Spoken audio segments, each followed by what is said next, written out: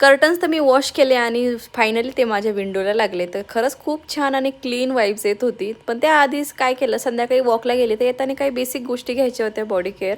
तर त्या गोष्टी घेऊन आली आणि माझं आणि वरूनचं नेहमीप्रमाणे एक थोडा वेळ तरी डिस्कशन चालूच असतं. तर मी रात्री मटकी हिरवे मूग जे आहे ना ते भिजत घातले होते आणि मग एका कपड्यामध्ये छानसे बांधून ठेवले होते. तर घरातल्या किचनच्या काही अशा गोष्टी आहेत ना, त्या जर आपण वेळीच करून ठेवल्या ना तर आपल्याला वेळेला ना खूप गडबड होत नाही आणि सगळ्या गोष्टी ना वेळेवर होतात. तर माझं काहीसा असंच आहे. जर मला भाजी जर मटकीची अशी छान मोड आलेले प्रोटीन सोर्समधून मध्ये पाहिजे असेल ना, तर मी काय करते 2 दिवस आधीच तसं प्लॅनिंग करते आणि इतके भरभरून मोड आलेले होते ना, हे बघून मला जरा जास्तच खुशी झाली आणि माझा 2-3 दिवसाचा साठा तर हा झालेलाच आहे.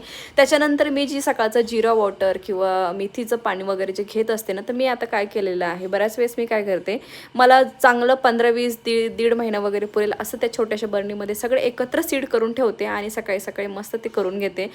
तर जेणेकरून ना टाईम वाचतो आणि प्रत्येक वेळेसने वेगवेगळ्या बरण्या ओपन करायची गरज पडत नाही.